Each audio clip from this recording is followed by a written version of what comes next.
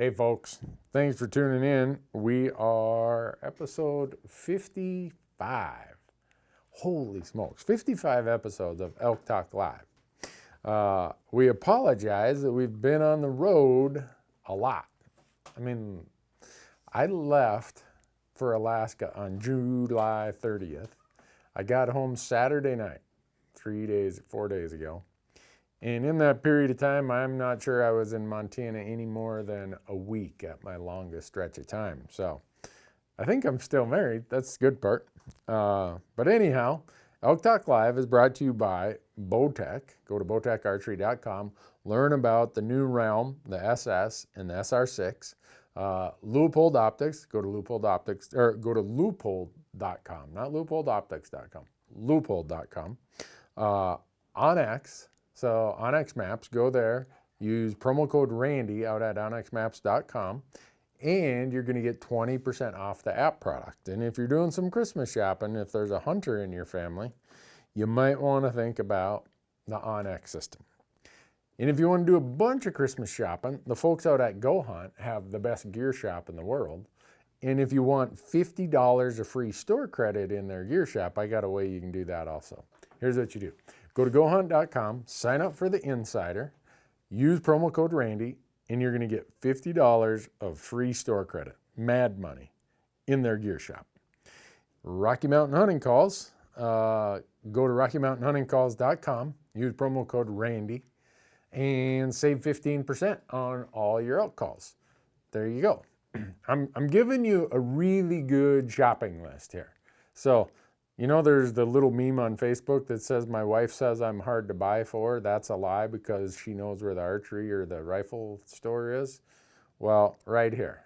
If your spouse is hard to buy for, go to Onyx, go to gohunt.com, go to Rocky Mountain Hunting Calls. Right there. Problem solved. In addition to that, if you watched our archery bison hunt, if you watched us go hunting in, well, they couldn't see us go hunting in Colorado yet, could they, Michael? We haven't put that up on YouTube. You'd see me using my tight spot quiver, my ripcord rest, and my black gold archery sight. So we're not going to tell you how that hunt turns out. We'll let you watch it. What we are at here, season's over in Montana anyhow. I think pretty much all the elk seasons in the West are over. There's a few late seasons going on. There's going to be some cow seasons going on. But, oh, look at right here. What kind of bipod do you use on your rifle, Randy? I use the ones by Caldwell. Go to Caldwell Shooting Supplies. I think they're under their parent company of Battenfeld Technologies. But Caldwell makes the bipod that you've seen us using here. Steve says, I tried using promo code Randy at Walmart today. The reason that's so funny for us is we got a call from two other groups that we don't have promo codes with. And they asked us, are you giving out a promo code for us? No, we're not. Oh, well, people are signing up trying to use a promo code. I don't know what to say there. Oh, that's funny, Steve. Sam Jones wants to know if we're ever going back to the Midwest whitetail deer hunting. Maybe. I'm sitting on so many points in Iowa. It's crazy. I could hunt any unit in Iowa that I wanted to. So the answer to that is maybe someday, just a matter of when. What arrows do I use for deer and elk? I use the same arrows for everything. I use full metal jackets. Oh, what happened with the hunt giveaway? A lot of people want to know what happened with the hunt giveaway. So on Saturday, down in Vegas at the Hunter and Outdoor Christmas, brought to you by the Rocky Mountain Elk Foundation, we announced who the winner was of the Win a Hunt with Randy sweepstakes. Well, here's how it works. I didn't know this. The Elk Foundation was running the drawing part of it, and they pulled the winner, and the winner never, he was not replying to anything. Well, he had until yesterday to respond. So he'd had all this time, hadn't heard anything. Yesterday morning, I get a call from the Elk Foundation. Guess what? The guy responded. And here's how he responded. When we announced it down in Vegas, we said, hey, Ty, get in touch with us or we're going to have to draw a new winner. One of his dad's friends saw the Facebook video, called Ty's dad and said, hey, I think they're looking for Ty. Have Ty check his email. So he did. He finally came through. So now we got to decide if we're going to Wyoming or Montana or Colorado. But 5 days of rifle hunting. So it was pretty funny. So Roy says, are you going to hunt Arizona over-the-counter deer tags? I sure am. Marcus, who's not here helping us with production tonight, he and Dan, they just got back. The reason Michael's doing Elk Talk Live tonight is Marcus and Dan just got back from Arizona with 0 points. Marcus drew a Coues deer tag. And he went down there on one of these just not over the counter, but just easy to draw hunts. Shot this really nice Coues whitetail. Crazy. Yeah, we'll be down there again this winter because the archery tags are over the counter, right? Don't have to draw anything. And since we already are buying the Arizona non-resident license to apply for elk and antelope in February, and then for deer and bighorn sheep in June, it just makes sense. Well, heck, we already bought the license. Let's go down and have fun. So this time we're going down. We're hunting Coues deer. I have archery javelina tag. Dove season's open, duck season is open, quail season is open. We're hunting jackrabbits, might find a quad Monday. And then we've got some guys from the Peregrine Fund coming, and we're gonna go duck hunting with falcons. Yeah, I've been dreaming about doing that forever. I can't wait to go do it. So a bunch of Bozeman guys are harassing me that I need to go down and do 3D League here in Bozeman so they can all put money in a pool to see how long it takes me to break all my arrows. I don't think I'm gonna do that. I probably will. What trade shows am I going to? Right now, I know that I'm going to the SHOT Show, which is an industry show, so you can't. It's not open to the general public. I know I'll be at the Wild Sheep Foundation show because we're doing a wild sheep film. I'll be at the Backcountry Hunters and Anglers Rendezvous in Boise. And then this summer I'll be at the Elk Summit in Park City, Utah for the Elk Foundation. I think that's July. It's somewhere in the middle of July. So I know I'm going to be at those ones. I've been invited to a bunch of other ones, but I just got to have a chance to stay at home once in a while. It's my 30th wedding anniversary in February. I just got to make sure I get that. You know, speaking of which, my wife, if she's watching, somewhere between home and here, my wedding ring fell off. Oh man, I might not make my 30th wedding anniversary based on that. So, elk comments. So here's the thing that December represents to us. This is planning season. This is when we start thinking about all the drawings. So in January, you have Wyoming. February, you have Arizona. March, you have Utah. You have Montana. April, you got Colorado. You have Nevada. I know I'm forgetting one here. Oh, back in March, you also usually have New Mexico. So we're planning all this. And we're trying to figure out, all right, based on how many points we have, what's the odds of drawing a tag here or there, and managing the schedule so we don't have a bunch of overlaps. But you have to be planning it. You have to have a strategy and a plan. And that's where the Go Hunt system, the insider system, is so critical. If you go out to their system and you log into the Go Hunt Insider, you're going to get these strategy articles of how you do this by every state, by every species, to make sure that you go elk hunting every year. I know a lot of people say, well, it can't be done. It can. And even if I didn't live in a state like Montana, I would be elk hunting every year. I have a strategy and a plan of how I would do it. So in these upcoming episodes, that's what you're going to hear a lot of. We're going to try to walk you through how to make sure you are elk hunting every year. And then also probably what we should talk about is how to Christmas shop for the elk hunters in your family. That's pretty easy. We've been asked to do a gear list or a bag dump. I don't know. I'd be interested if people thought it was a good idea. But we've got some bag dumps out on our YouTube channel, and they get thousands of views. I take it for granted that everyone has already sorted out what equipment they're going to use for elk hunting, because over the course of however many decades I've been elk hunting, you try something, no, that didn't work, and then you replace, oh yeah, that did work.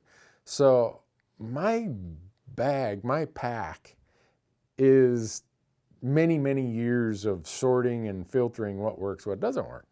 Well, a lot of people have asked us, will you just do a bag dump of everything that's in your elk pack? But I don't know if people would be interested in that. I guess I take it for granted that no one's probably going to be that interested in it. So, I don't know. Maybe I should, maybe I shouldn't. What do you think, Michael? I'm reading comments, sorry. Oh, I'm sorry. Oh, here's what we got going on. Michael is over there. He is reading all of the Instagram questions, or trying to, and he's sending them to me on the computer here. What kind of bow do I use? Bowtech right here. And then as far as what model, if you go to bowtecharchery.com, I'm going to go there right now. You look at all the different bows they have, and I'm spoiled. I'll admit I'm spoiled. I have a Realm X, a Realm SS, which is a new one this year, and then the Realm SR6, which is another new one this year. And in November, I got the SS and the SR6. Very, very sweet. Just when you think they can't make better bow, sure enough, here they go. And they come up with one. But when I went to Colorado, I brought the SR6. Really like that one. So let's see. Do the backpack dump, Shauna says. Okay. I wonder if I should talk to Mystery Ranch and see if we did a backpack dump, would they let us give away the backpack? Ooh. Maybe I should talk to Sitka, and when I dump the Sitka gear out, would they let us give away the Sitka gear? And when I dump out the Leupold spotting scope, and the caribou game bags, and the Gerber knives, we could be onto something there. Maybe we should do a live bag dump on Facebook or on YouTube or whatever, and as we dump it out, we give it away. Yeah, there we go. That might work. I don't know if anyone would watch it, but we could try. I'll talk to the companies and see what they say. Sean asks, what do I think about chronic wasting disease in Montana? Well, it doesn't surprise me. We have chronic wasting disease in Alberta and Saskatchewan to the north. We have chronic wasting disease in Wyoming to the south.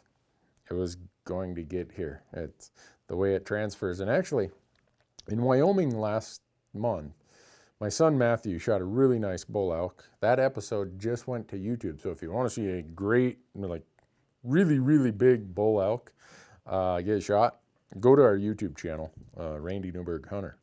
But we got a video we'll be putting out on that. And part of what we were showing is how we have to take care of this elk because of chronic wasting disease. We were hunting right in a core area that chronic wasting disease is endemic to that part of Wyoming.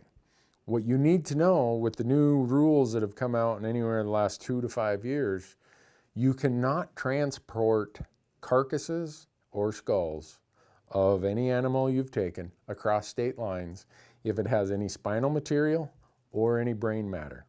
You pretty much, and read the regulations in each state, but I would bet if you came out west, say you lived in Iowa, I would bet if you left Montana or Wyoming with an elk that had the skull intact or you had the spine intact, you'd be breaking the law in every state you drove through, because you're now carrying an animal across state lines that has spinal tissue and has brain tissue. So read how the the rules are written for that purpose, because a lot of traveling hunters are trying to figure out, well, how do I get this home? Well, what we show is we had to cut the skull cap off, take the brain matter out, get the membrane out where the brain is in the skull cap, and just bring the antlers attached to the skull. We couldn't, like, this is a whole European mount. You could not bring a full skull like this back from Wyoming unless you brought the whole boiling kit to boil it and do the full Euro mount. So the option really is you almost have to bring your own boiling kit or leave it with a taxidermist in that state, whatever state it is. I'm using Wyoming as an example, but you have to probably leave it there and have them do it, and then they can ship it to you. So it's, do the CWD rules count for antelope? No, antelope are not carriers of CWD. Elk and deer are. So let's see. Don't think the last Elk Talk ever got loaded up to YouTube. Huh. Better make sure of that. I thought it did, but I'll ask the guys and make sure. What was that one? Randy, what hunting statistics do you feel are the most important to look for in over-the-counter unit rifle hunts? I get asked this a lot, and I look at a few of them. I look at harvest history. I'll use Colorado for an example. You can also look at Wyoming. Wyoming has a good hunt planner. Most of the state websites have stats out there. Some of them are harder to find, some of them are easier to find. I look at harvest history. What has been the trend? Has it been steady? Is it declining? Is it higher than some of the other units? And then if I find a unit with good harvest statistics, then I want to go and say, all right, what are the population trends? Because a lot of the states will say, here's the bull to cow ratio, or here's the calf to cow ratio. I want to see that those are maintaining or slightly increasing.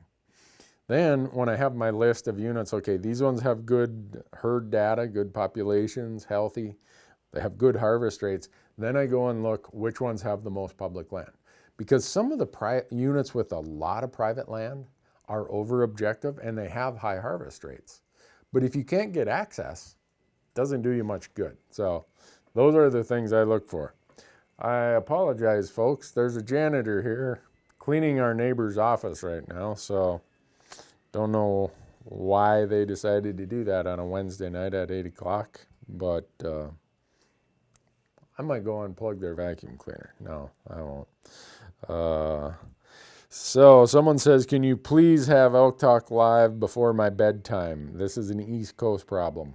Sorry about that. If we have it too early, then it's work and dinner time on the West Coast. So we've picked this happy medium here.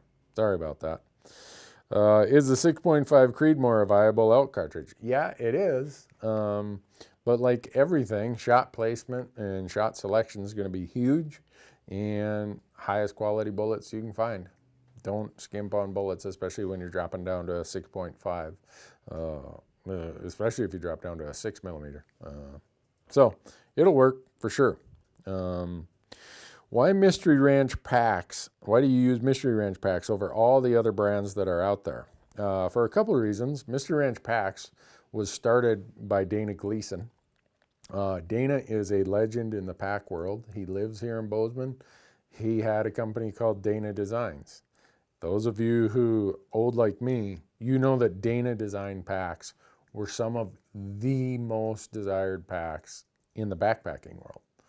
Well, he sells that, kind of gets out of it for a little while, and then he gets back into the pack business and he starts Mystery Ranch. I bought my first Mystery Ranch pack, I think in 2006 or 7. And I've been paying cash for a lot of them until about, I think 4 or 5 years ago. They said, Randy, you're doing a lot of promo for our packs. We'll give you a few. So now me and my crew get them for free, but I was buying those packs at full retail. I could have bought any pack out there. Mystery Ranch, they're built right here in Bozeman. I can go over to the shop there and talk packs with those guys, and they know what they're talking about. So it's just worked for me forever. When I was, buying stuff, same with Sitka gear. For many years, I bought this Sitka gear at full retail, and I just kept using it. Yeah, eventually it might turn into a relationship, but I used it because it worked. And when you saw us starting these platforms, everything we were using, we were paying for. So we weren't using something just because someone asked us to or someone gave it to us. We had bought it because that's what had been working for us. And the same with the Mystery Ranch packs. They can carry way more than I can carry. Mystery Ranch, they design their packs for what's called load carriage. In other words, carrying heavy loads as comfortably as possible. And it does just that. Besides Montana, which state would you be sure to hunt elk in every year? Boy, that's a hard one. I know which state I'd love to hunt elk in every year. It'd be Arizona. So probably a better way to ask that question is, in addition to Montana, which state would you apply in every year? Then we're going to get into that this winter when we talk about elk strategies of how you can draw a tag every year. But I would be applying every year if my budget allowed it, I would be applying for sure in Arizona, for sure in Wyoming, for sure in Colorado, probably for sure in New Mexico. And we'll get into why each of those states. There are states that the reason New Mexico is it's a refundable license. Yeah, you got to front the money, but you can get all but like $5 back. You're crazy not to do it if it only costs you that much. Arizona, Colorado, Wyoming, the reason I have those on the list always is within 4 to 6 years, you're going to draw a pretty darn good tag. And that's just a good way to start and good way to go after it. So thinking of a Christmas gift for hunters, since you do a lot of late season glassing, do you have a boot recommendation for keeping your feet warm? I do. We've done a YouTube video out on our YouTube channel about how to keep your feet warm. But I use Kenetrek boots. And because I know how to keep my feet warm, how to keep them from sweating, how you bring extra socks, all these other things, I use a non-insulated Kenetrek mountain boot when it's down to about 0. Once it gets below 0, then I go to the 400 grams of insulation. But those are super warm boots.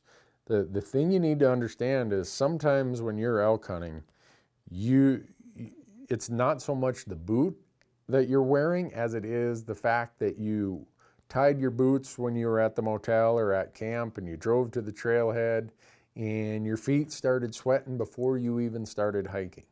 And you've been sweating all morning hiking up there and you didn't bring any dry socks. Well, I stop and I will change my socks as quick as I get to my glassing area because moisture is what makes your feet really, really cold. When you think about how moisture and evaporation, depends on who you talk to, I've heard it anywhere from 5 to 7 times the amount of heat loss during evaporation than when you're not damp. So always, if you can, always carry an extra pair of socks in your pack. Don't start out with your feet already getting hot and sweaty in a vehicle or whatever on your way to the trailhead. Just a lot of things you can do beyond just the boot to keep yourself warm. What is the cheapest elk hunt? And it says just in the meat hunter's perspective. Probably a cow elk hunt in whatever state's closest to you. Cow elk hunts are the greatest way to go and get... Whoop, what am I doing here? I'm going to break something. But cow elk are the cheapest tags usually, the easiest tags to get, and will get you a lot of really, really good meat. So whatever state's closest to you, that'll reduce your travel costs, probably allow you to get home in time to take care of the elk yourself rather than have to use a processor there. So that's what I do. Let's see.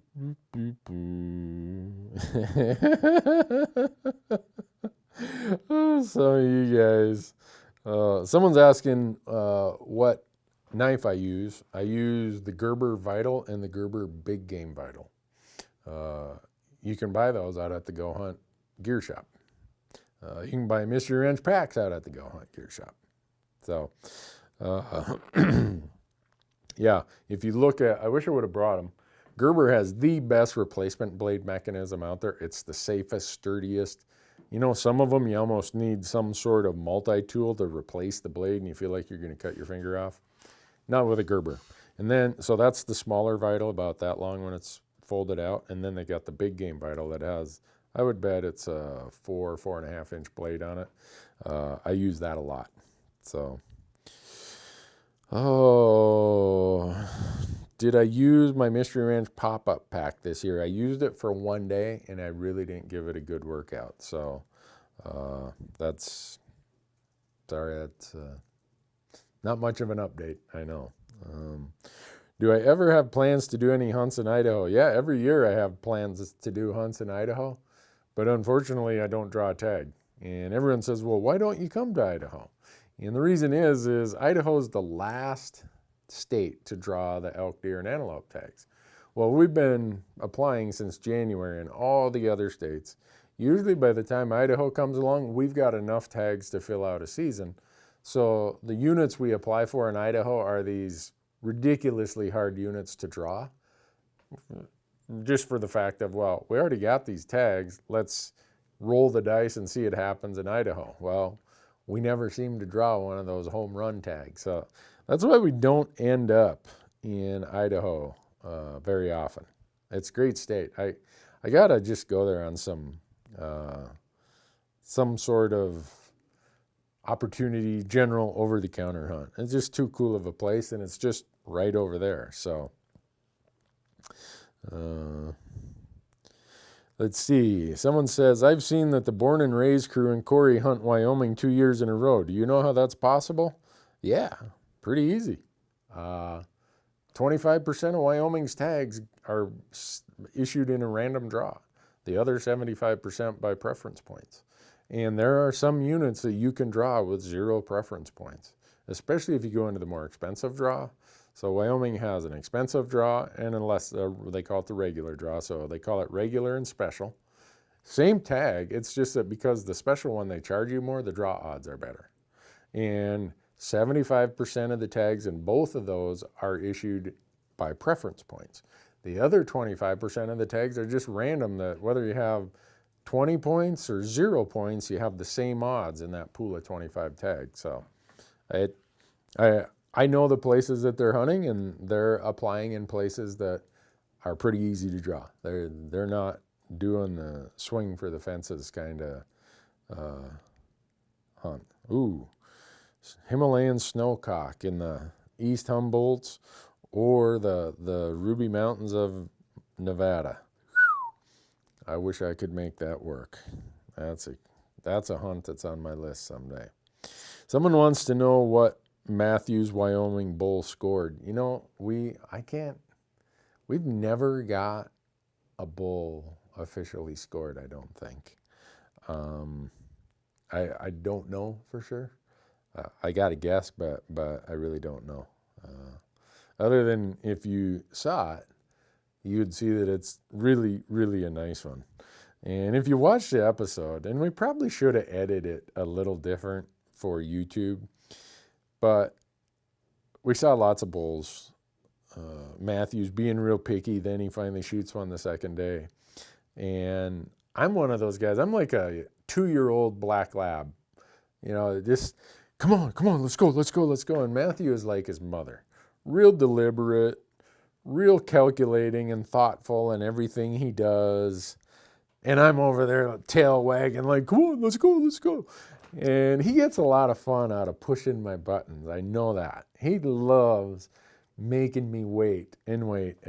So in that hunt, and then when he shot it, we'd been laying there for 25 minutes. I'm all hooting and yelling, and he kind of looked at me before he turned to the camera. He looked at me like, Dad, you're losing it, man. And so people have seen that expression on his face, and they think that he wasn't excited. And we should have thrown in the edit a bunch of the other clips where he's really jacked up and talking, and on the way down there, he's so excited, retelling the whole story. Yeah, it's a great hunt. It's on YouTube right now. We're gonna edit it out. It will be on Amazon. I don't know. It'll be a few months before it gets on Amazon. But also Amazon, I looked today and it looked like 4 new episodes got made live on our Amazon channel. So if that's not the case, I'm sorry. When you're the administrator and you look at the panel, the admin panel, it looks a little different. So I'm hoping that it's live. We got 6 left to come, I think. Let's see. I've noticed on a lot of your videos there are blue rings around trees. What's the purpose of that? Usually it's whoever the land agency is working on either thinning trees or they're out cruising. They call it cruising timber. They're marking trails or they're marking lines, or they're getting ready to do a thinning project. You'll see it there many times when they're planning some sort of activity on the forest. Oh, you should do an episode on what you've done with all your successful hunts, the deer and elk antlers. Did you mount them, do Euros, or just put them in a shed? I don't know, Michael. Maybe we ought to go out and do a podcast out in my shop someday. Randy, what is your take on the prohibition of hunting on Sundays in states like Pennsylvania? I think it's stupid. It's the dumbest thing I've ever heard of. And if you read the history of why it is, there's supposedly 2 histories. One is the religious reason of, the Sabbath and all that. The other is that the unions didn't want hunting on Sundays. Now, whether or not the union part of it's true, I don't know. But I think it's dumb. Yeah, there you have it. I don't know what else to say.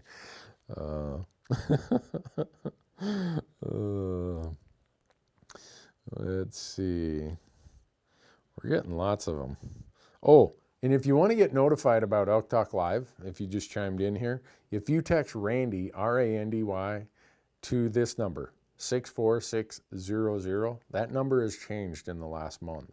So text Randy, R-A-N-D-Y, to 64600, and you'll get a text on your phone saying, hey, Randy's about ready to go live. Be there. Tonight we're going to hit 90,000 subscribers on our YouTube channel. And we're the folks at Go Hunt, and I talked to Mystery Ranch yesterday too. A lot of people are saying when you get to 100,000, you got to have a big celebration. You got to give away a lot of stuff. So if you haven't subscribed to our YouTube channel, I hope you'll go and do that. And when we get to 100,000 subscribers on YouTube, I don't know what we're going to do, but we're going to do something fun.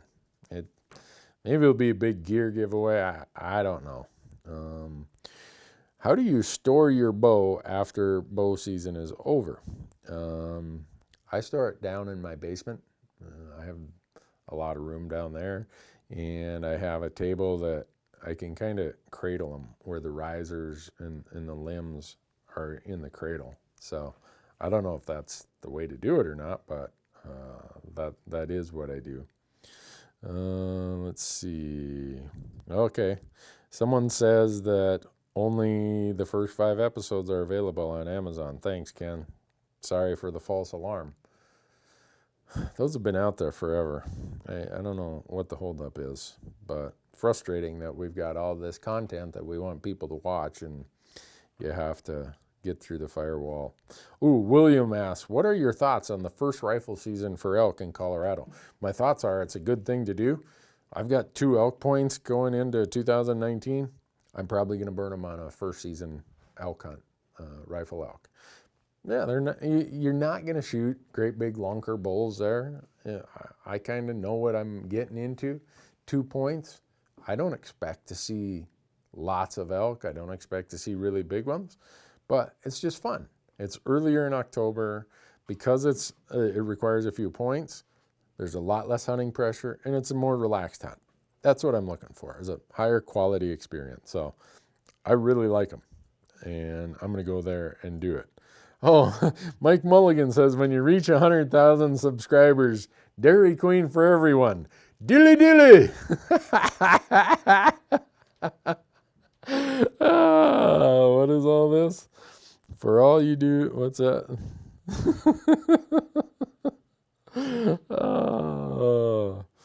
Would love to go on a hunt with you. Well, I appreciate that. It's we as you can imagine, we get that request multiple times a day, and we struggle to find time to get our own content that we've committed to. So we end up having to turn down lots of opportunities of people invite us or people want to come with us, and I wish we could do it all, but unfortunately, we can't. Let's see, what caliber would be good for anything from antelope to elk? For me, if I have just about every cartridge that's used in Western hunting, and if you told me I had to go to my gun safe and pick one, it'd either be the 308 or the 7mm08. If from when you say antelope to elk, it'd be one of those two. Do I put in for Kentucky? Yep, I do. I haven't drawn. Someday, I hope I do. Steve asks, can you will your bonus and preference points to your kids? No, you can't do that. Someone proposed that in Utah, but if you think about that. Imagine how much abuse there would be. I'd be down at the old folks' home. I'd be buying points for everybody down there and say, look, I'm going to pay for them, but you're going to will them to me in your will. No, I wouldn't do that, but you can imagine a lot of people would abuse that. What's a good scouting strategy if you don't have time to go scout a piece of land?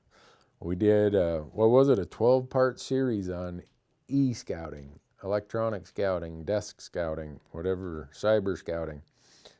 Go out to our YouTube channel and watch our e-scouting series, and I think that'll answer that question for you. Let's see. Who is one person you would love to share elk camp with? I just did. My son, Matthew. He and I get to hunt 1 week a year, and it's whether we find something, don't find something, shoot something big like he did in Wyoming a couple weeks ago, or we just sit around, tell big stories, it doesn't matter. If you have kids or if your parents are still around, go hunting with them. My dad is gone, and I would give anything to have a chance to go whitetail hunting with him again. And we always find reasons, oh, I'm busy or this or that. No. If it's your parents or your kids, go hunting with them. And I can assure you, those will be your answer to this question of who would you want to share your elk camp with. I've got tons of great friends. I got tons of great family.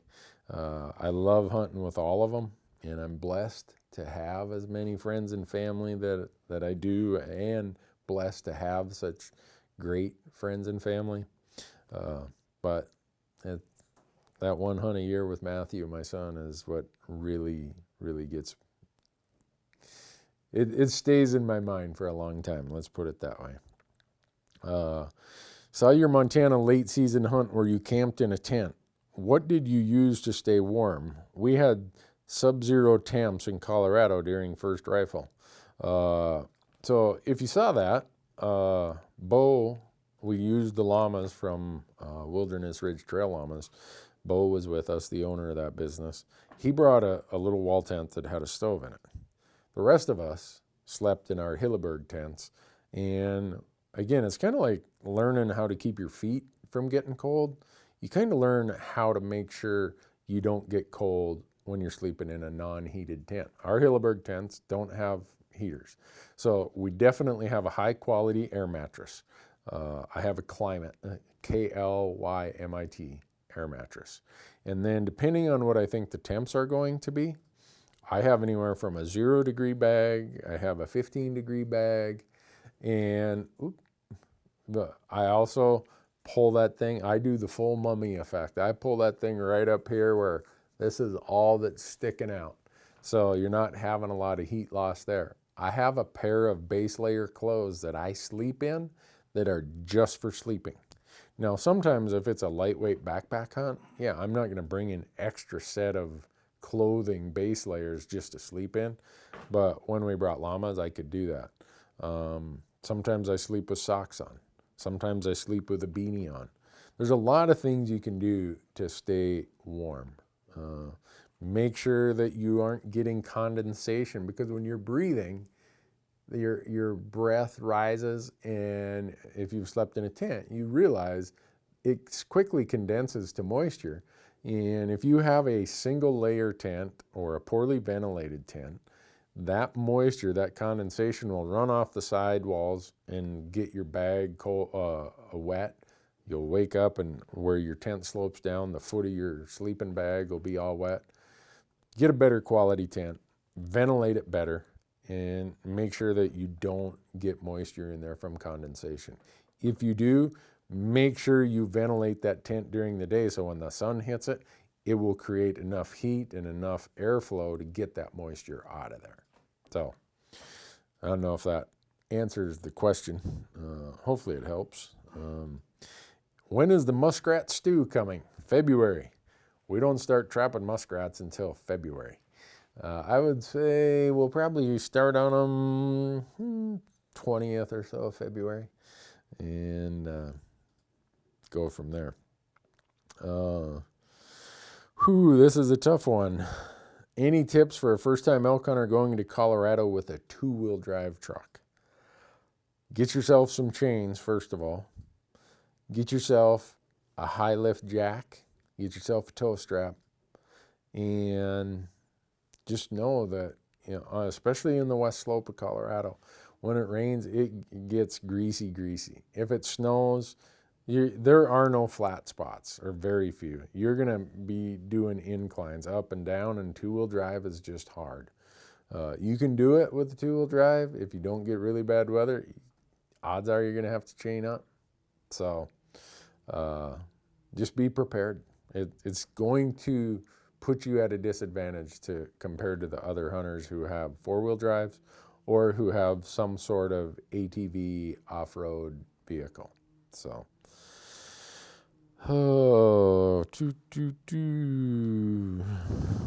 what's my favorite elk recipe? That's a good question. Probably, well, it depends on the cut of meat.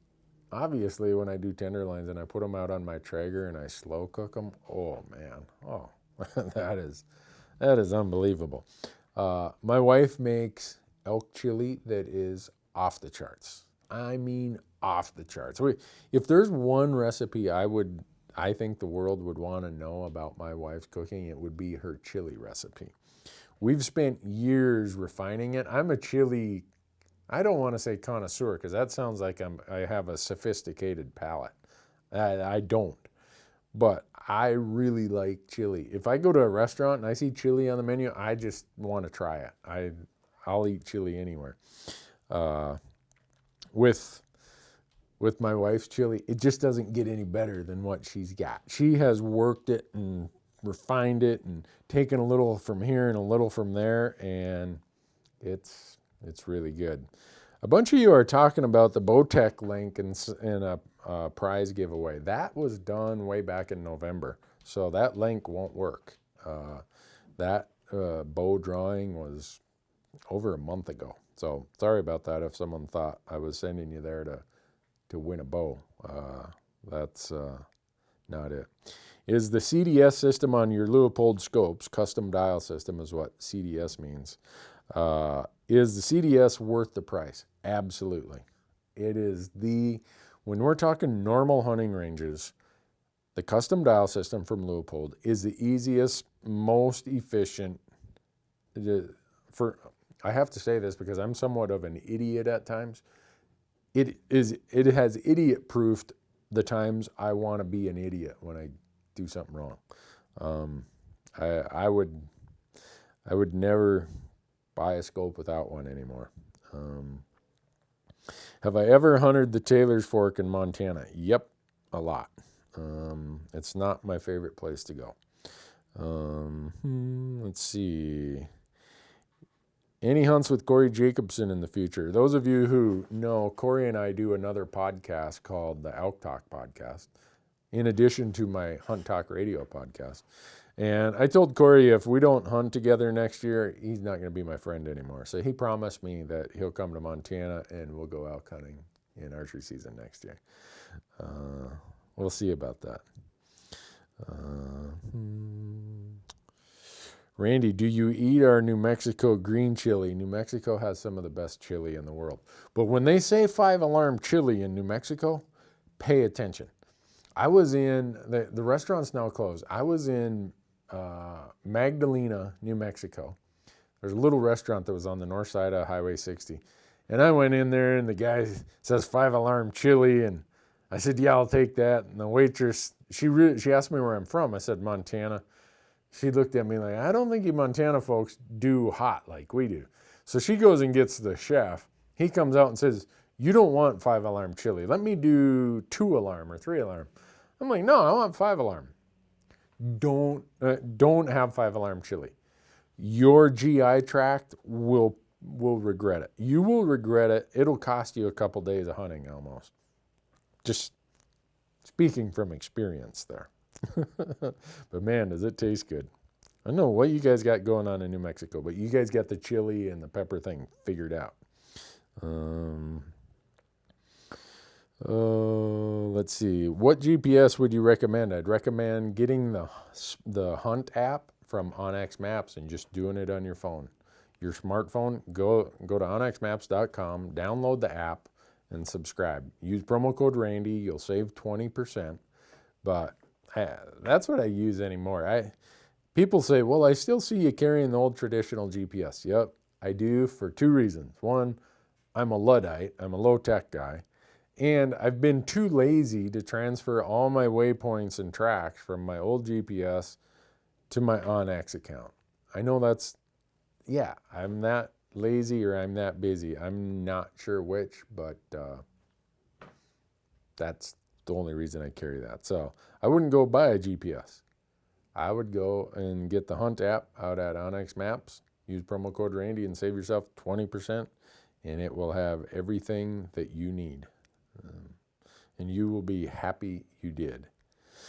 When is Go Hunt updating the Wyoming elk drawing odds for the 2019? I asked them the same thing. They're redoing a bunch of stuff on their website, and they said, we're working on it as fast as we can. So I don't want to commit them to a date other than I said, you guys better do it pretty soon because I'm getting antsy. But the Wyoming booklet, it hasn't been released yet, and I'm sure they'll have it out before you can actually apply in January, but I don't know a date. Let's see. Shooting uphill or downhill, do you aim low or high on the target? All right. If you've taken physics, even high school physics, you know the answer to this. So let's say if you're shooting on just a horizontal surface, this is, let's say, 300 yards. Gravity works on the bullet over the horizontal distance that the bullet travels. Well, if you shoot up a steep angle, you don't measure the line of sight angle from here to up there. You always measure what is the angle or what is the distance from, what's the horizontal distance the bullet traveled. So if you've got a triangle, right, you're not measuring the hypotenuse of the triangle, the long side. You're measuring from where you're at to the place directly below, vertically below, where the target is. So you hold always based on the horizontal distance that you're shooting, not the line of sight. And like I have the RX, well, I've had so many Leupold, every brand model they come out with, I get a new one. Right now I have a 1600, and they have these, it's the built-in range finding technology. It automatically compensates for the angle and gives you the true horizontal distance, not the line of sight distance. So It's called TBR, is what Leupold calls it, true ballistic range. So you don't even have to worry about hold up or hold down because it tells you hold for this. And so a lot of people will range it and they'll say, oh, it's 400 yards up there, but it's really only 300 in horizontal distance. And so they hold for 400 and they shoot right over its back.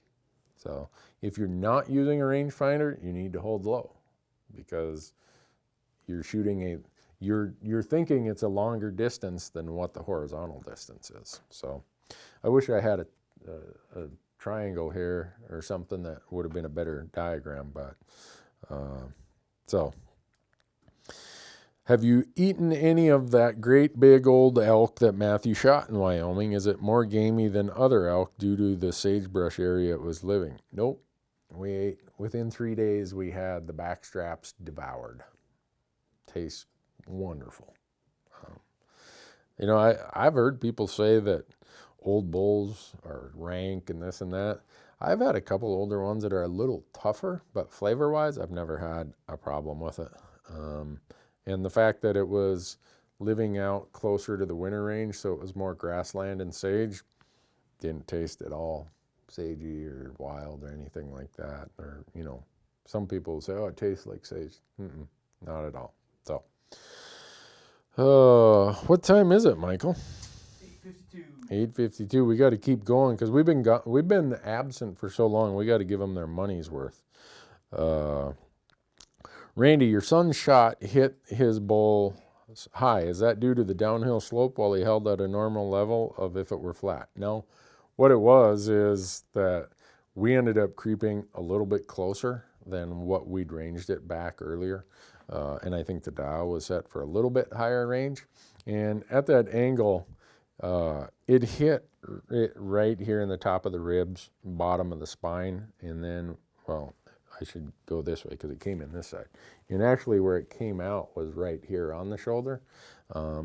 He wouldn't have had to even give it a second shot. But if you've watched any of my videos, I always say, if they're breathing, I'm shooting. And that's always my my motto. And you can hear in that video, I'm like, shoot him again, shoot him again. And the bull is tipping over and Matthew's like, really, a second shot? I'm like, yeah. So from the angle and the camera angle, it was slightly high, but not that high. It grazed the bottom of the spine and then came out this shoulder blade over here. So, but it didn't have anything to do with the dial or the angle or anything like that. It's just, you know, the difference between a high shot at that angle and a shot that's mid is about that much. So let's see. Someone's giving you grief. Says, don't let Michael start slacking. I'm not sure what happened there. Did you say something to somebody, Michael? No, I don't think so. So is there any difference in how you do this on an uphill or downhill shot with a bow compared to a rifle? No, same with a bow. Gravity works on the arrow based on the horizontal distance it travels, not the line of sight distance. So I really need a triangle. Next week I'll bring a triangle and we'll have an actual, some sort of item that will actually show what's going on. Let's see. Have I ever hunted the Fort Peck Reservoir area for deer or elk? I've done archery elk there, but I've never hunted it for deer. Do my Kenetrek boots rub on my heels? Nope, they don't. Some people who have a smaller foot or a narrower foot sometimes will say that, not just Kenetrek, but any boot, oh, it rubs on my heel. Some people have a really narrow heel. I know other people who say, oh, I always change them. I get a boot a little bigger just because I like having the room in there. Well, no, don't get a boot bigger than what your boot size says based on the measuring device. Get what it says because you're going to get some slop in play, especially going downhill or going uphill. you think about that, your foot is sliding back in the boot or down in the boot. And when it slides down, so if this is your foot and this is your leg, when it slides down, all of that friction where that sliding and moving is happening is right back here on your heel and just above your heel, because your boot has to crease right there above your heel, and it's just wearing on it. So do not get a boot that is a size bigger than what you should have. How are rifles for accuracy and to shoot? Really, really good. They are. I've been shooting them now for, 8 years. Yeah, we've done 8 seasons with them. They're way more accurate than I am. They're really, really good. So let's see. Well, you guys got a lot of them here.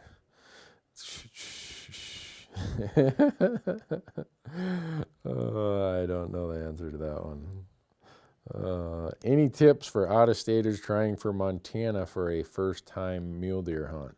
I've only hunted Utah and Wyoming. Well, I'm going to tell you, Scott, when you come to Montana mule deer hunting, you're going to be disappointed compared to Utah and Wyoming. We just shoot the bejeebers out of our mule deer. We hunt them with a rut, or in the rut with a rifle in November. And we have most of the state's general tags.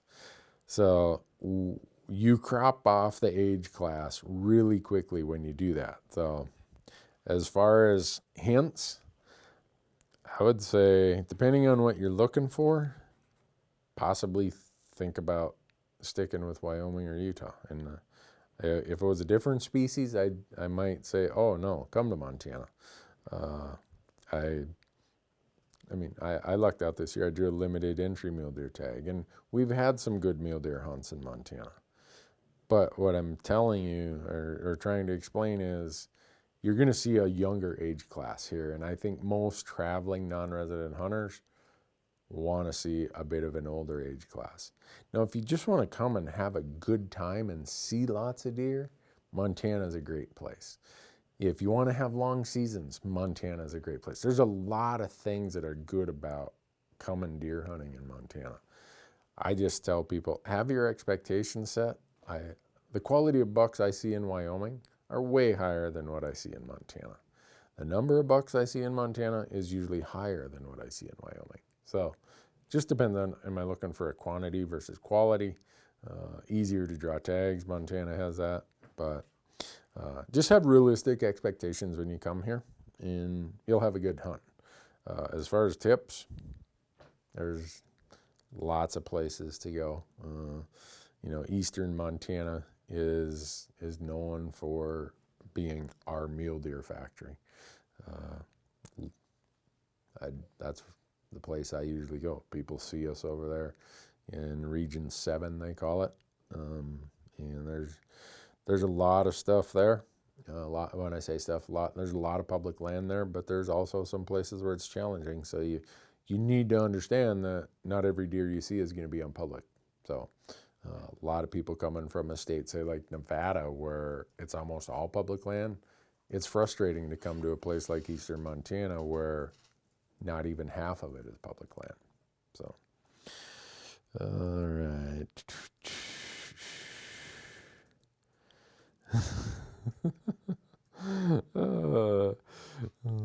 Is Elk Talk going to continue through the off season, or are you taking Miss Newberg fishing? No, we're still going to be doing it now. We're back in the saddle now. We're getting after it.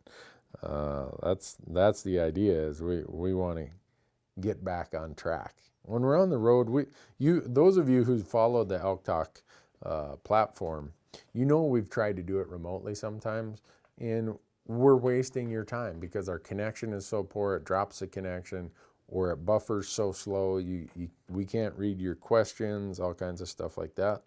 I would just say, you know what, let's not even do it when we're in a bad connection, and we'll do it when we have a good connection. So we're going to keep doing it. Hopefully people will keep watching. I hope they do. Any tips for hunting Badlands for mule deer? Yeah, walk a lot.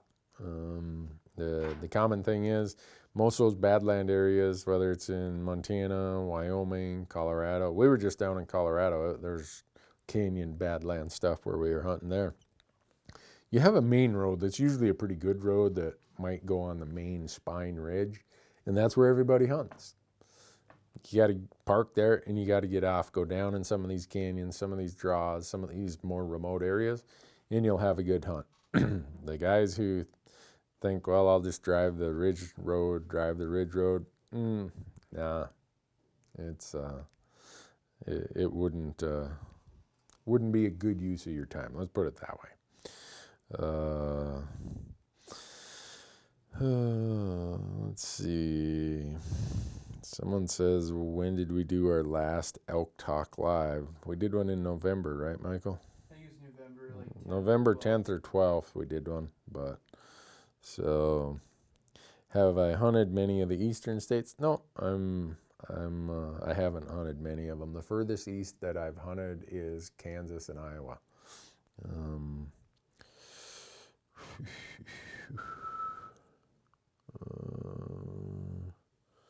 When trying to intercept an animal, do you stay directly downwind or do you try to offset by 90 to 45 degrees? It just depends on what the terrain allows me to do. I've come in at times, if the bull is out here and I'm back here, I'll come in with a perpendicular wind at 90 degrees. It's fine. I don't have to always have the wind in my face. You think about it, sometimes the elk set up where they can see you coming if you came exactly downwind. It's just how they bed and orient themselves. So you just got to play it by ear and see how it goes. Let's see.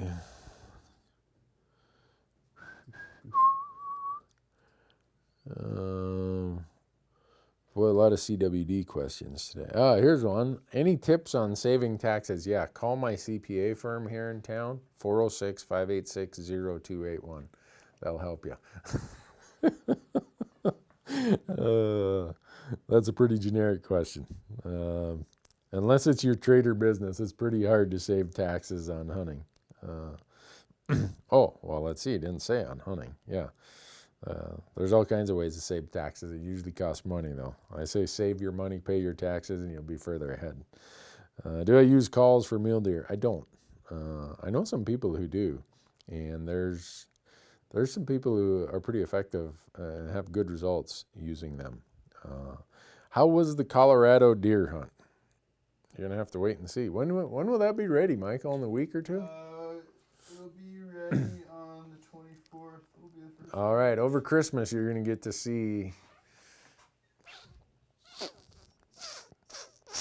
Yeah, there's some big mule deer in Colorado, but they're smart too. Let's see. Oh my goodness, there are a lot of questions, Michael. Oh, I got a question for all of you. One of the things we've talked about doing is there's some trail camera companies who've reached out to us. And what we're thinking of doing is I'll take 2 trail cameras, Michael will take 2, Marcus takes 2, Dan takes 2. We'll go set them out, and once a week, we'll compile any worthwhile footage and put it up on our YouTube channel. I don't know if anyone watches trail camera stuff or has any interest in where we would set them, because we're new at it. They just legalized the use of trail cameras in Montana a year ago. So we're wanting to learn a little bit about them, but mostly we just want to have something fun to do in the off season. I don't know that I'd ever bother with the headache of setting them up while I'm out hunting, but I don't know if people have any interest in watching wildlife, but it's something we've thought about.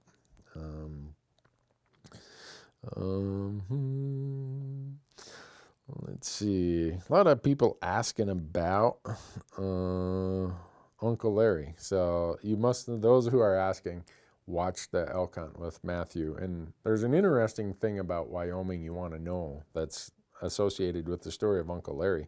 Larry's been in a lot of our content in the past, but he's got mantle cell lymphoma. He's been on an experimental chemo trial program for 6 years with this one. And the doctor said, no, you can't go because his chemo's messing up his heart. But here's the important thing to know about Wyoming. We hope Larry's going to be okay. And we're so optimistic. Here's what we did. Wyoming has a new law that if you cannot make your hunt for medical purposes, you can fill out all these forms, send in a doctor's notice, a doctor's letter, and then also a doctor has to fill out one of the 3 forms.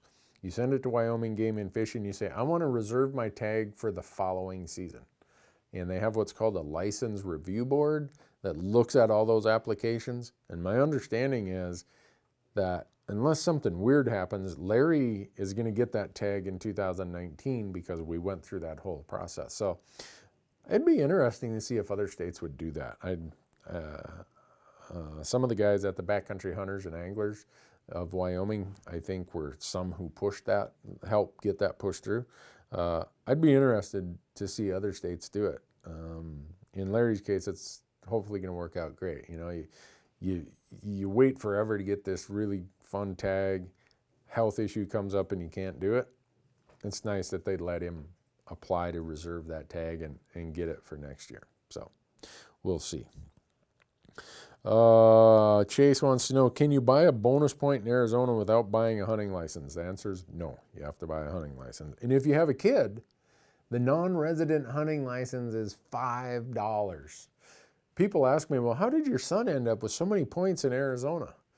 Because he's 28 years old. Well, when he was old enough to start buying points in Arizona, I would buy his $5 license, and I was building points for him all the time while he qualified for those youth licenses. If you got kids in your house, $5 for a non-resident youth license in Arizona, cheapest points you're ever going to accumulate. Let's see. Hey, Zach. Someone said, hey, Randy. Hey, Zach. How you doing? Man, these are... let's see. There's a lot of questions. What am I supposed to do with all this? You think we're going to get to all these, Michael? I don't think we have a chance. Do I ever go back to my stomping grounds in Minnesota where I grew up? Yep, in the summer, fishing. No, we've often thought about trying to go back there and do a hunt. But our calendar is always so crammed when hunting seasons are open in the Midwest that we never make it. So I know that might not be a good answer, but it's the answer that is true. Let's see. Someone says, we enjoy trail camera footage. That's good. I think we'll do that someday. Where are more of these?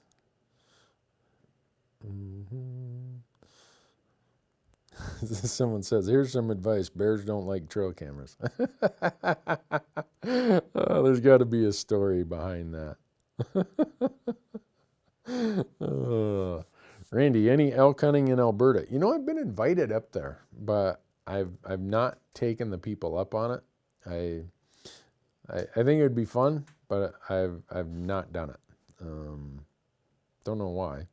Randy, what do you recommend for an empty freezer? Go hunting. Shoot does, shoot cows, do whatever. Michael, you salvaged a roadkill deer that you ran over the other day, right? That's right. In Montana, we can even salvage roadkill. So get that freezer filled. Yeah, seasons are almost over.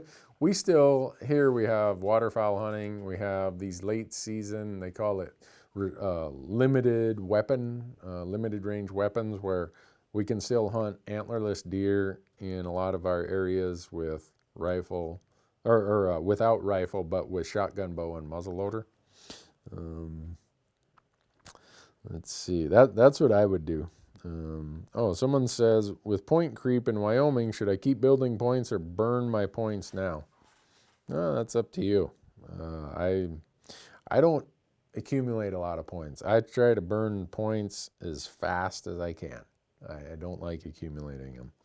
Oh, Mike is asking, he saw in our Utah archery bison hunt that we found a big white wolf laying along the shoulder of the highway.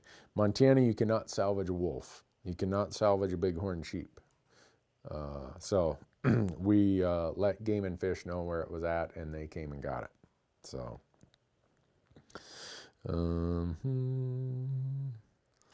let's see. Let's do a Hank Shaw trapping and cooking episode. Oh, there you go. that would work. Hank called me the other day and said, let's talk about some collaboration stuff. That guy, he took a Quadamundi. If you've ever seen a Quadamundi, it's like a cross between a monkey and a raccoon. There's a lot of them in southern Arizona and northern Mexico. And he made that thing taste so good. Oh, man, I don't know how you can make something like that taste good, but it was really, really good. When are the new Howler rifles coming out? Pretty soon. I had a conference call with them today. I don't know exactly a date, but you can look for them. Probably going to be pretty early in 2019. And so we spent this whole season, right, trying every type of configuration and idea and style of Howler rifle that we could, that included an HS precision stock, Howa barreled action, Cerakoted, all different types of chamberings, different cartridges. And we've been giving them the feedback, and now they've even got some crazier ideas for us to try. Well, Randy, we're working on this. Will you try that? Yeah, send it to me. I'll try it. So those people down there are always thinking. I just every day they're coming up with a new idea, and we're the lucky people. We get to go and try some of their ideas. Kurt wants to know, Randy, what is your take on doing podcasts and interviews with fish and game commissioners and advocates to discuss the major issues and what can be done about them and other relevant news? Well, agency employees just about never are safe in stating their opinion. Either their legislature is going to get mad at them or some constituent group is going to get mad at them. So they're hard people to have on a podcast. They have to live with their head on a swivel, always looking to see who's mad at them. Commissioners are not quite as concerned, but no matter what they say, if someone hears it on a podcast, people are going to flame them if they don't agree with what they do. So it's tougher. It is really tough to get people like that on podcasts to have honest, comfortable, safe conversations. The people who are fun to have on podcasts are recently retired agency people. They've got a lot of really good input, and they're more than willing to share that with you. So if you go back to some of our Hunt Talk podcasts, we've had quite a few recently retired people, agency people, and they gave us some good intel. Let's just put it that way.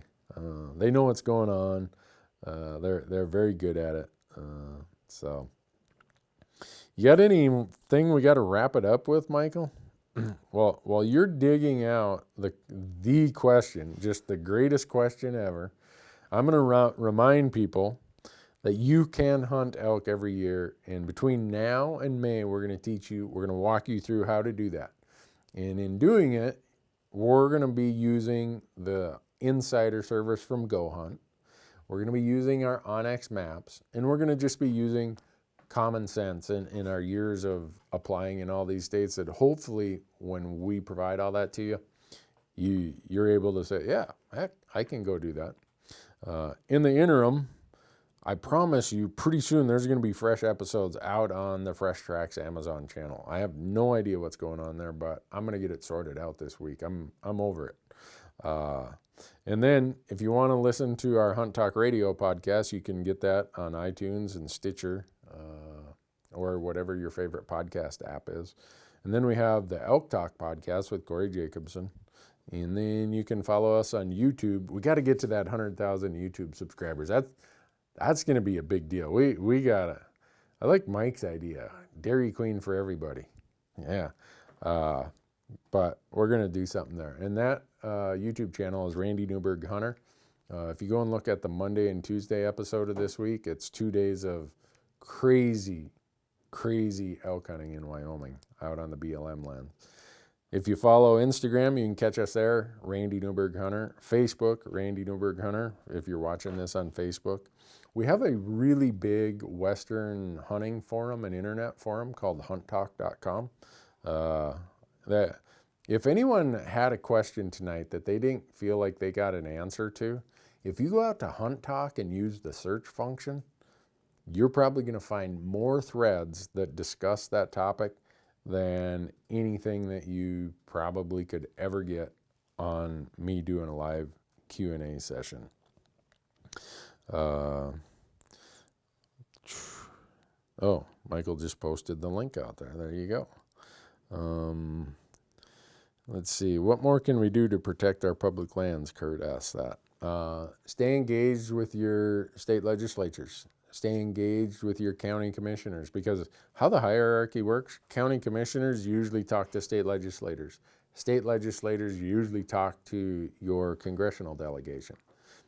If you start down here, that word, if enough people are saying, hey, we want more access, we want better management of our lands, that will start working its way up the ladder. But also do what you said there, Kurt. Get out there and enjoy them. Use them. Be an advocate for them. Those are all great ideas. All right. I'm trying to think. Do we have anything more, Michael? Michael's looking at me like, dude, just shut up, man. Oh, he says my phone's about to die. We're going to lose the Instagram feed. So thank Bowtech, Leupold, Onyx, Go Hunt, Rocky Mountain Hunting Calls, Tight Spot, Ripcord, Black Gold. Use promo code Randy at Onyx and Go Hunt and Rocky Mountain Hunting Calls. Save yourself some money. Make sure next week, same time, same place, bring more questions. Thanks for hanging in with us. Appreciate all your help, all your support. Are we done? Nope, not yet. No? Well, Michael, I was just about ready to start picking my nose here.